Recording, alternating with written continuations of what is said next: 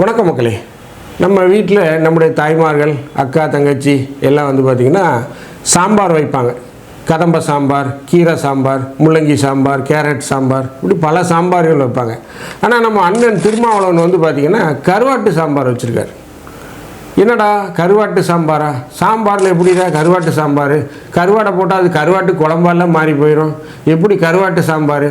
அதாவது கேரட்டு, கத்திரிக்காய் எல்லாம் போட்டுட்டு அதில் ஒரு கருவாடையும் தூக்கி போட்டுட்டு இது கருவாட்டு சாம்பார் அப்படின்னு சொல்கிறேன்.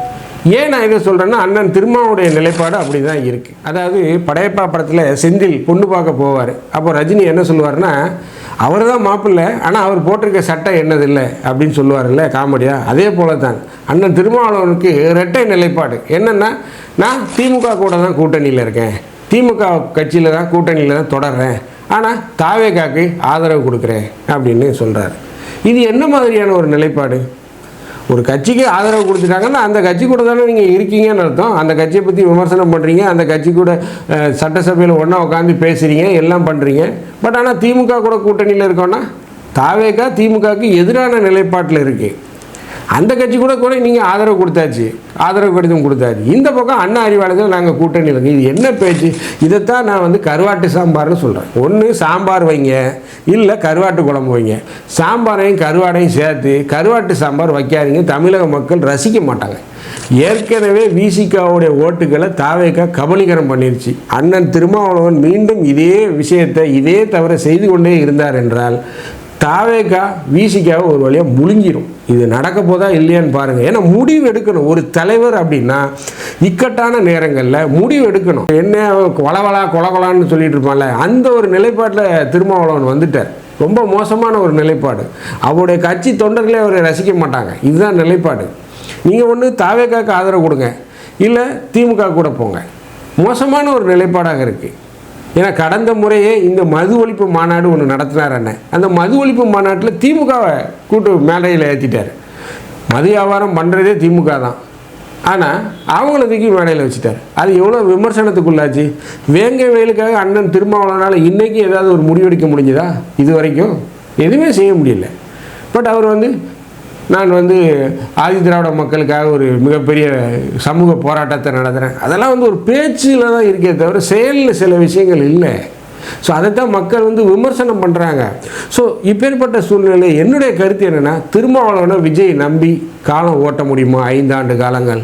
ஏனென்றால் அவருக்கு ஒரு பக்கம் மிகப்பெரிய அழுத்தத்தை திமுக கட்சி திமுகவுடைய தலைவர் கொடுத்துக்கிட்டே இருக்கார்.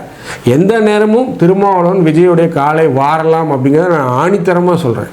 விஜய் காலை உருவக்கூடிய முதல் நபராக யார் இருப்பார் அப்படின்னு பார்த்தீங்கன்னா திருமாவளவன் தான் இருப்பார். கம்யூனிஸ்டுகளை கூட நான் நம்புவேன். பட் திருமாவளவனுடைய நிலைப்பாட்டை நான் நம்பவே மாட்டேன். அவர் ஒரு இருதலை கொல்லி எறும்பாக தவித்து கொண்டிருக்கிறார். தாவேகா கூடவும் போக முடியாமல், திமுக கூடயும் போக முடியாமல் இருக்கார். கம்யூனிஸ்டுகள் கூட அதில் ஒரு ஸ்ட்ராங்கான நிலைப்பாட்டில் இருக்காங்க. எங்கள் கட்சி நாங்கள் தான் முடிவெடுப்போம் அப்படின்னு அவங்க ஒரு நிலைப்பாட்டில் இருக்காங்க. தாவேகாவுக்கு ஆதரவு கொடுக்கும்போது மாநில தலைவர் ஐயா சண்முகம் என்ன சொன்னார்? எங்கள் கட்சிங்க நாங்கள் தாங்க முடிவெடுக்கணும், திமுகட்ட போய் எதுக்குங்க அப்ரூவல் வாங்கணும், அவங்கக்கிட்ட எதுக்கு போங்க நாங்கள் ஓகே வாங்கணும் சொன்னாரா சொல்லலையா? வீடியோ போட்டு பாருங்கள் தெரியும். பட் இன்னமும் திருமாவளவன் ஒரு பிதைச்சி கொண்டிருக்கிறார். அது இருதலை கொல்லி எறும்பாக சொந்தமாக முடிவெடுக்க தெரியாத ஒரு தலைவராக இருந்திருக்கிறார். ஸோ தாவேகா திருமாவளவனை நம்பக்கூடாது. திருமாவளவனை நம்பி இறங்கினால் கண்டிப்பாக திருமாவளவன் தாவேகாவை கவிழ்த்துடுவார். ஸோ என்ன நடக்குது திருமாவளவனை சுற்றி? ஏன் இந்த ஒரு சரியான ஒரு முடிவை எடுக்க முடியாமல் திருமாவளவன் தவித்து கொண்டிருக்கிறார்? அதை பற்றி தான் நம்ம இந்த நிகழ்ச்சியில் பார்க்க போகிறோம். நான் உங்கள் ஜோசப். வாங்க நம்ம இப்போ நிகழ்ச்சிக்குள்ளே போகலாம்.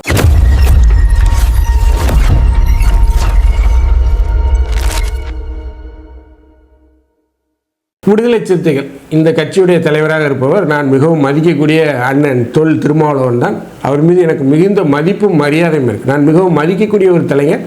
தன்னுடைய வாழ்நாட்களையே இந்த ஆதி திராவிட மக்களுடைய நலன்களுக்காகவும் அவருடைய முன்னேற்றத்துக்காகவும் அவருடைய அரசியல் அந்த அறிவை பெறணும் அப்படிங்கிறதுக்காக ஒரு மிகப்பெரிய தன்னுடைய வாழ்வையே தியாகம் பண்ணியிருக்கார். அப்படி ஒரு மாபெரும் மனிதர், அதிலெல்லாம் மாற்று கருத்து இல்லை.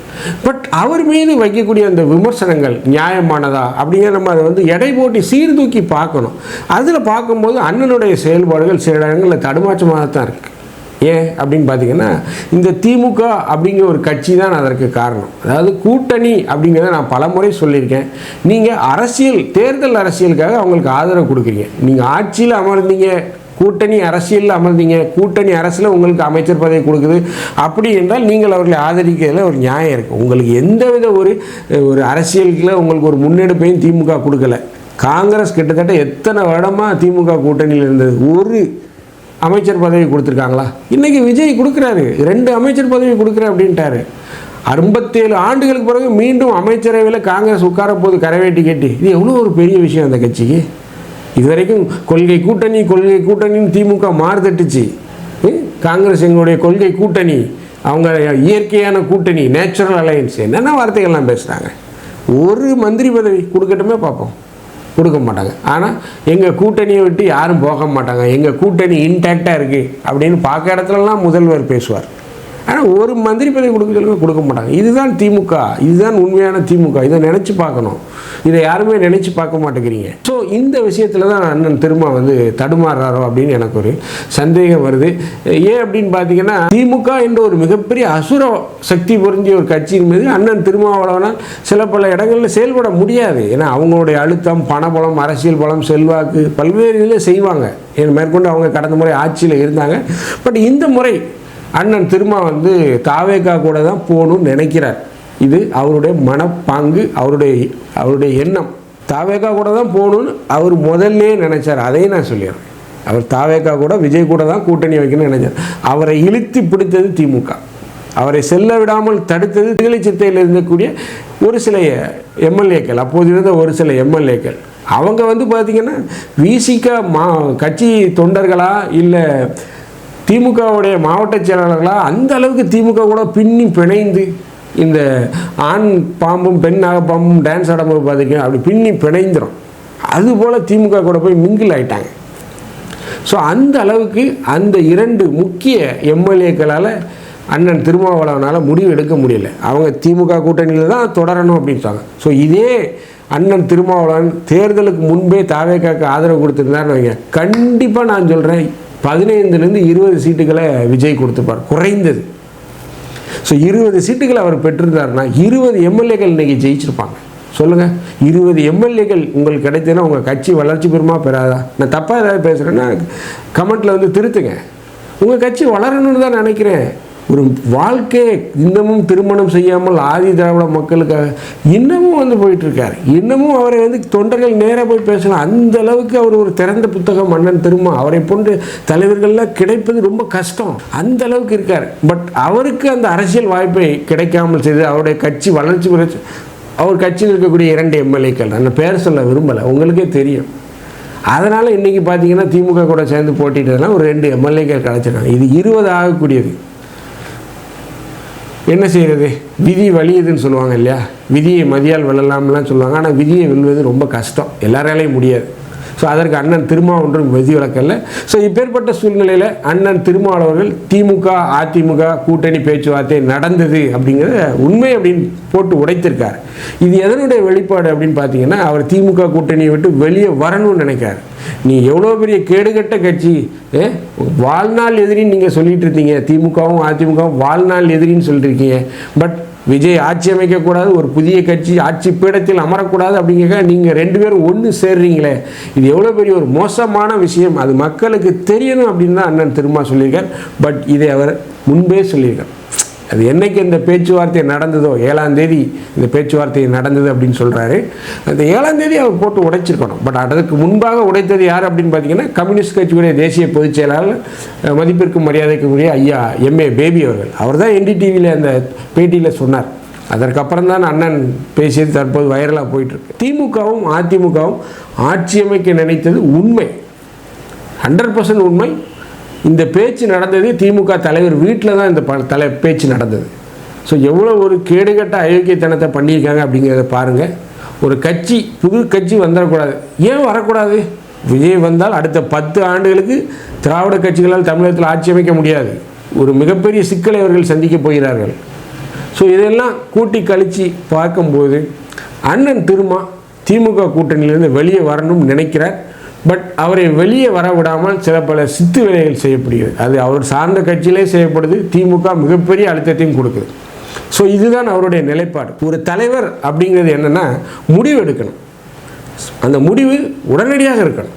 அதாவது இந்த விமானங்கள் இயக்கக்கூடிய பைலட்டுகள் இருக்காங்க பார்த்தீங்களா, ஒரு அவசர காலங்களில் ஒரு அவசரமான ஒரு எமர்ஜென்சி சுச்சுவேஷனில் டக்குன்னு முடிவெடுக்க தெரியணும். விமானத்தை உடனடியாக தரையிறக்கணும், இல்லை ஏதாவது செய்ய சொல்லுவாங்க, சேஃப்டி லேண்டிங் பண்ண சொல்லுவாங்க.